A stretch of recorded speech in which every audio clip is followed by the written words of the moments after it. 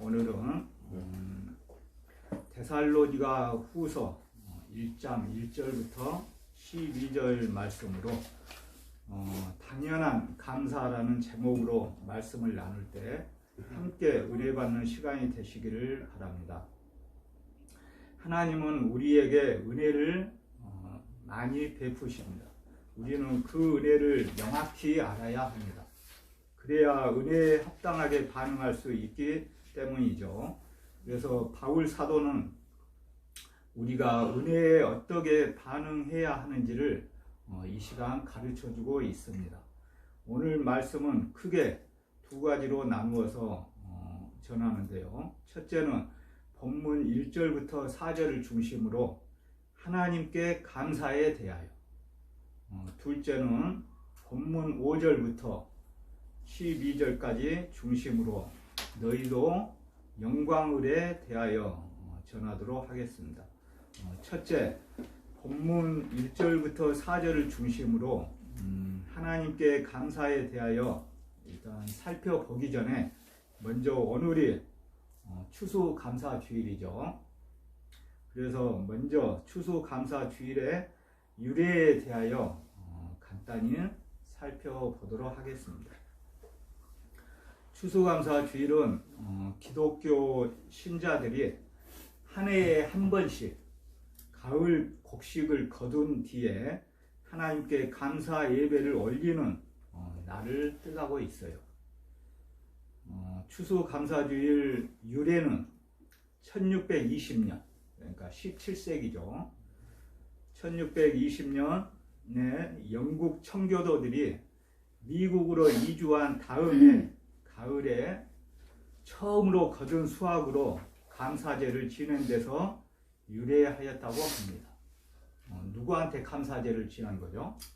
예, 하나님께 첫 수확을 신대륙이다 그러죠. 신대륙을 발견하고 나서 농작을 경작한 후에 바로 하나님께 추수감사 예배를 드렸던 게 최초의 추수감사주일 유래가 되었습니다.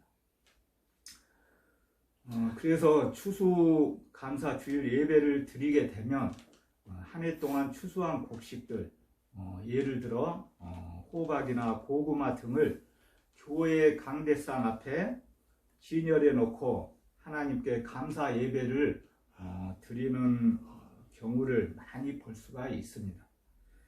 그러나 오늘 교정선교교회에서 추수감사주일날 드리는 감사 예배는 한 해를 돌아보며 물질적으로 추수한 곡식으로 인하여 하나님께 감사를 드리는 것도 중요하고 의미가 있겠지만, 오늘 교정선교교회에서 드리는 추수감사 예배는 지금까지 교정선교교회를 개척하여 갇힌 자들을 돌아보았고 수고하는 교도관들을 돌아보는 기주한 사역을 할 수 있었다는 것에 무엇보다도 감사를 드리게 되었습니다. 아멘. 무엇보다도 교정선교교의 모든 지체들이 믿음이 잘 자라고 있고 하나님 사랑과 이웃 사랑 역시 잘 감당하면서 신앙생활을 잘하고 있기 때문에 이보다 더 큰 하나님께 감사한 일이 있겠습니까? 할렐루야. 아멘. 아멘. 이제 본문으로 들어가게 되면 데살로니가 성도들은 신앙생활을 잘 하고 있었어요. 디모데로부터 보고를 받은 바울 사도는 그들을 칭찬하고 격려까지 하였습니다. 데살로니가 성도들의 믿음은 성장했고 그들은 서로 사랑했으며 박해와 환난을 이겨내고 있었기 때문입니다. 그래서 바울은 하나님께 감사하며 이것이 당연하다고 본문 3절에서 말씀하였어요. 본문 3절을 다 함께 읽도록 하겠습니다. 오늘 본문 3절 다 함께 읽겠습니다. 형제들아 우리가 너희를 위하여 항상 하나님께 감사할지니 이것이 당연함은 너희의 믿음이 더욱 자라고 너희가 다 각기 서로 사랑함이 풍성함이니. 아멘. 하나님께 감사하는 것은 당연하죠.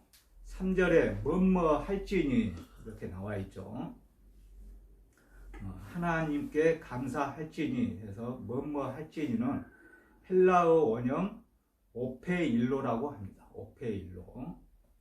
이 뜻은 뭐뭐 할 의무를 지고 있다는 거예요.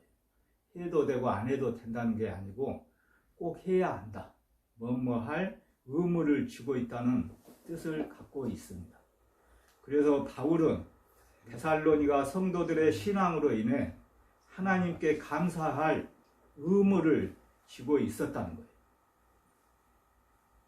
데살로니가 성도들이 하나님이 주신 은혜로 신앙이 성장하였고 또한 서로 사랑하였고 인내로 박해와 환난을 이겨내고 있었기 때문에 하나님께 감사하지 않으면 그것은 은혜를 모르는 것이었기 때문에 하나님께 감사할 의무를 지고 있었다는 겁니다. 영국의 대학 교수인 톰 나이트 교수는 하나님이 주신 선물, 그게 은혜죠. 하나님이 주신 선물을 은혜를 가르쳐 주는 것이 절반이고 그게 50%고 선물에 대한 감사를 표현하는 것이 절반이라고 말씀하였어요. 다시 한번 말씀드릴게요. 하나님이 주신 선물, 은혜를 가르쳐 주는 것이 절반이고 선물에 대한 감사를 표현하는 것이 절반이라는 것입니다. 이 말은 은혜가 감사로 이어지지 않으면 굳은 마음을 부드럽게 만들지 못한다고 하였어요.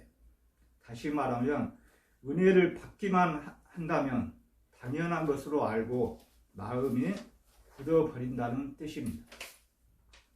그래서 은혜는 감사로 이어져야 하고 당연히 감사해야 마음이 부드러워지고 더 많은 은혜를 받게 된다는 것입니다. 아멘. 사랑하는 성도 여러분, 오늘 우리 교정 성교교회 모든 지체들과 가족들도 한 해를 돌아보면서 지금까지 은혜 받은 것들에 대하여 곰곰이 생각하면서 받은 은혜에 대하여 하나님께 감사하는 시간을 가져보는 것이 매우 중요하다고 생각됩니다. 우리 속담에 물에 빠진 놈 건져 놓으니 보따리 내놓으라 한다는 그 속담이 있어요. 좀 우스운 속담이겠죠. 그렇지만 많은 의미를 지고 있어요. 물에 빠진 놈 건져 놓으니 보따리 내놓으라 한다. 이 뜻은 남에게 은혜를 입고서도 그 고마움을 모르고 생트집을 잡음을 이르는 말을 뜻하고 있어요. 우리 모두는 은혜를 감사로 이어진다는 말씀을 명심하고 살아갔으면 좋겠습니다. 아멘. 약 15년 전 제가 이제 보안과 그때는 이제 요시찰 업무다 그랬어요. 요시찰 주 업무를 담당할 때 기억이 이제 새롭게 나는 것이 있는데요. 여기에서 이제 요시찰 업무는 수용자 중에서도 제일 문제되는 그야말로 문제수 중에 문제수를 관리하고 상담하는 업무를 뜻하고 있어요. 예를 들어서 뭐 살인이나 방화, 조직폭력, 공안사법, 또한 소 내에서 상습, 규율 위반자 등을 관리하고 상담하는 업무를 제가 하였습니다. 업무를 하게 된 배경은 그 당시 교육심리 전공으로 박사학위를 받았기 때문에 보안과장님의 강력한 추천으로 귀중한 중책을 제가 이제 수행하게 되었어요. 지금은 이제 요시찰이라는 명칭이 중점 관리 업무로 명칭이 바뀌었어요. 그때 저하고 이제 상담을 하였던 상습 규율 위반 그 수용자가 있었어요. 이제 하루는 그 수용자를 만나기 위하여 이제 수용동 상담실로 이제 갔는데 나올 때 보니까 오른쪽 손에 이제 붕대를 감고 있었어요. 하얀 붕대를 감고 있었어요. 그래서 이제 그 수용자하고는 이제 상담을 몇 번 한 기억이 있었어요. 그래서 왜 붕대를 하였냐고 이제 물으니까 그 수용자는 어제 이제 수용 거실에서 답답한 일이 좀 있었는가 봐요. 그래서 답답한 일이 있어서 화를 참지 못하고, 이제 전문 용어로는 이제 분노 조절이죠. 분노를 조절하지 못하고 벽이 시멘트 벽으로 되어 있는데 시멘트 벽을 오른손 주먹으로 이제 몇 번 세게 쳤다는 거예요. 당연히 이제 손은 망가졌겠죠.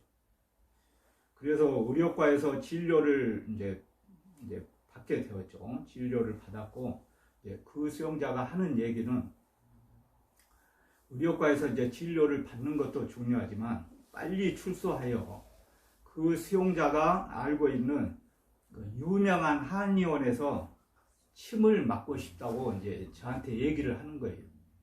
그 당시 이제 그 수용자는 이제 모든 형은 징역형은 살고 이제 남아있는 벌금형이 있었어요. 이제 원래 이제 벌금형은 벌금을 납부하면 바로 출소하게 되는데, 이 수용자는 이제 가족들도 없고 환경이 어렵기 때문에 그때 당시에 약 벌금이 한 40만 원 정도 남아 있었을 거예요. 이제 그 금액이 없어서 약 일주일 정도를 더 살아야 되는 그 처지에 놓여 있었어요. 그래서 이제 그 수용자는 급하니까 본인의 생각이겠죠. 본인 생각으로 빨리 나가서 한의원에서 침을 맞아야 이 손을 고칠 수 있다고 생각을 했는가 봐요. 그게 이제 정말인지 이제 거짓말인지는 모르겠지만 저한테 이제 사정을 하는 거예요. 벌금을 저한테 이제 나머지 벌금을 좀 내어주면 출소해서 은혜를 갚겠다, 은혜를 기억하겠다, 이제 그렇게 얘기를 하니까 제가 마음이 약해졌어요. 처음 본 수용자도 아니고 제가 이제 상담을 꾸준히 했었고 또한 수용생활도 잘하고 있었는데 오른손을 다쳤기 때문에 제가 좀 마음이 약해져서 그 당시 이제 하루가 이제 면제되면 하루에 약 5만 원 정도 벌금이 이제 이게 차감이 돼요. 하루에 살게 되면. 그래서 제가 이제 벌금을 이제 대납해 주기로 마음을 먹었어요. 그래서 약 일주일 정도 제가 약 35만 원 정도 벌금을 대납해 주고 그 수용자는 일주일 정도 빨리 출소를 하게 되었어요.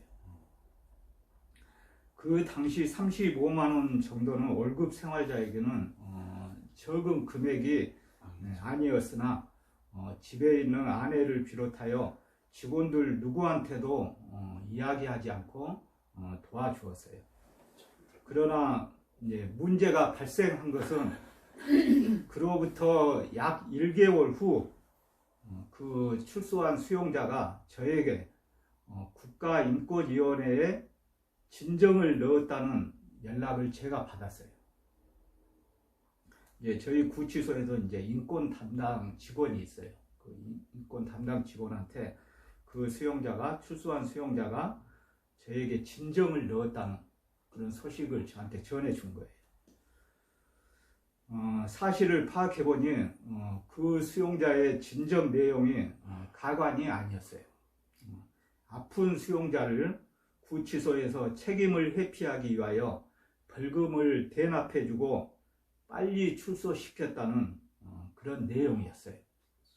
저는 이제 황당하고 억울하기도 하였지만 그 수용자를 더 이상 원망하지 않고 하나님께 이제 기도하면서 진정서에 대한 이제 답변서를 또한 이제 제출을 해야 돼요. 그래서 진정서에 대한 답변서를 저는 이제 있는 그대로 가감 없이 잘 작성하여 제출하였던 기억이 있었습니다. 사랑하는 성도 여러분, 그 당시 몇몇 직원들은 그 사실을 알게 되었지만 지금까지 불철주야 부족한 종만 믿고 내조하고 있는 저의 아내는 지금 설교 시간을 통하여 이야기하게 되어 매우 미안하게 생각하고 있습니다. 그 수용자는 출소하게 되면 은혜를 꼭 기억하겠다고 하였지만 은혜는커녕 그 당시 저에게 큰 고통을 안겨주었어요. 이와 같이 은혜가 온수로 돌아오게 되면 절대 안 되겠죠. 은혜는 하나님의 말씀대로 꼭 감사로 이어져야 한다는 것을 기억하시기 바랍니다. 아멘.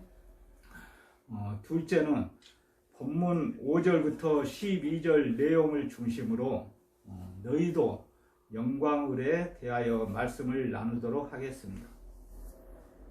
데살로니가 전서와 데살로니가 후서는 비슷한 목적으로 기술된 서신서예요.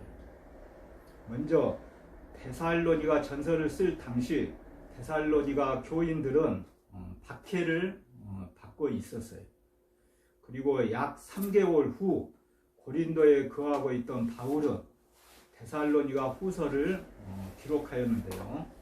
그 이유는 성도들이 계속 고난을 받고 있었기 때문입니다. 약간의 시차를 두고 고난받는 교인들을 격려하고자 서신을 또 보낸 것을 보면 박해가 더 심해지고 있다는 사실을 우리는 알 수가 있습니다. 함께 본문 5절을 읽도록 하겠습니다. 시간 본문 말씀 5절을 함께 읽겠습니다. 이는 하나님의 공의로운 심판의 표요 너희로 하여금 하나님의 나라에 합당한 자로 여김을 받게 하려 함이니 그 나라를 위하여 너희가 또한 고난을 받느니라. 아멘. 여기에서 너희가 또한 고난을 받느니라는 현재형으로 기록되어 있어요. 받느니라. 너희가 또한 고난을 받았다. 과거형이 아니라 너희가 또한 고난을 현재 받느니라. 현재형으로 기록되어 있어요. 이는 고린도 교인들에 대해서 계속 박해가 이어지고 있음을 뜻하고 있어요. 교인들이 고난을 받고 있으면 그것은 하나님 나라에 합당한 자로 여겨지고 있다는 뜻입니다. 그만큼 하나님의 말씀대로 살고 있기 때문에 고린도 교인들은 고난을 받았다는 거예요. 이는 교인들이 세상에 속한 자가 아니기 때문입니다. 세상에 속한 자였으면 굳이 고난을 받을 필요가 없겠죠. 세상 사람들로부터. 요한복음 15장 19절 말씀을 제가 읽겠습니다. 너희가 세상에 속하였으면 세상이 자기의 것을 사랑할 것이나 너희는 세상에 속한 자가 아니요 도리어 내가 너희를 세상에서 택하였기 때문에 세상이 너희를 미워하느니라. 아멘. 예수님께 택함 받은 자들이기 때문에 세상이 예수님을 미워했듯이 예수님의 자녀인 우리들 성도들도 미움을 받았다는 것을 뜻하고 있죠. 그래서 고난을 받고 있으면 내가 하나님 나라에 합당한 자라는 자부심을 가져야 합니다. 예수님이 강림하시는 날 잘 살고 잘 나가던 세상 사람들은 영원한 멸망의 형벌을 받게 됩니다. 반면 고난받고 힘겹게 살아가고 있는 그리스도인들은 구원을 받게 되어 있어요. 사도 바울은 중보 기도를 통해 주 예수님의 이름이 그들 가운데서 영광을 받고 그들도 그 안에서 영광을 받게 하여 달라고 본문 12절에서 간곡히 간청하고 있습니다. 신학자 칼빈은 이를 이중 기적이라고 불렀어요. 이중 기적, 듀얼 미라클, 이걸 이중 기적이라고 이렇게 신학자 칼빈은 불렀습니다. 예수님이 영광을 받으시면서 따라서 사람도, 인간도 영광을 받는다는 것은 기적이기 때문에 이렇게 이중 기적, 듀얼 미라클이라고 하였습니다. 예수님과 그 자녀는 영적으로, 인격적으로, 사랑으로 하나입니다. 본문 10절에서 그날에 예수님이 영광을 받으시면 자녀들도 영광을 받게 된다고 말씀하였어요. 그러니까 하나님만, 우리는 이제 하나님께 영광을 다 돌려야 되죠. 그렇지만 하나님만 영광을 받으신 게 아니고 우리 인간들, 사람들에게도 영광을 주시겠다고 말씀을 하였습니다. 아멘. 시편 119편 71절에서는 고난은 고통을 불러오지만 놀라운 유익 또한 가져온다고 말씀하였어요. 고난 가운데 인내한 성도들은 믿음의 역사를 꼭 이룰 것입니다. 아멘. 예수님께 영광 돌리고 자신도 영광을 받기 때문입니다. 아멘. 이 모든 일의 궁극적인 목적은 오직 하나님의 이름이 그들 가운데서 영광을 받게 하기 위함입니다. 아멘. 아멘. 사랑하는 성도 여러분, 말씀을 정리하겠습니다. 우리는 받은 은혜를 꼭 알고 있어야 합니다. 우리는 은혜로 성장하고 은혜로 서로 사랑하며 은혜로 환난을 감내하고 은혜로 영광을 받고 있습니다.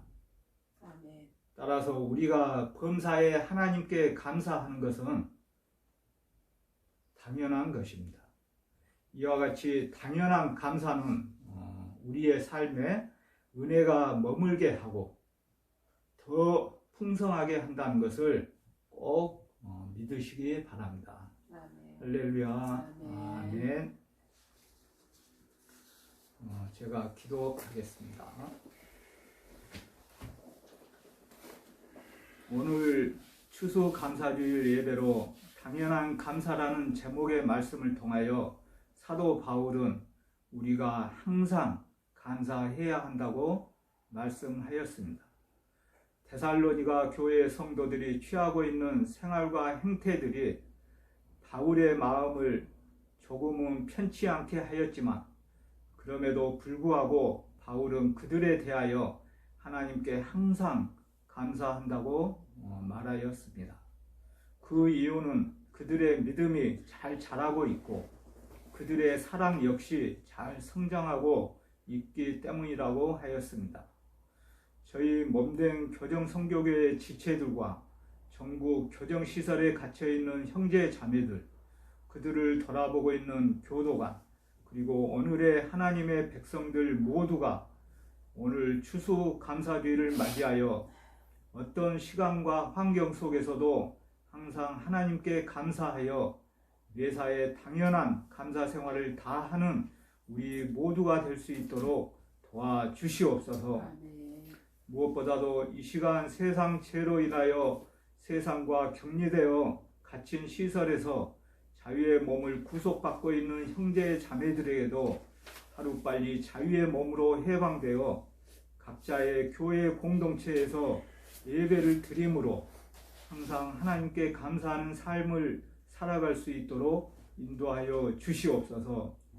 이 모든 일의 궁극적 목적은 오직 하나님의 이름이 그들 가운데서 영광을 받게 하기 위함이 될 수 있도록 인도하여 주시옵소서. 예수님의 이름으로 간절히 기도드립니다. 아멘.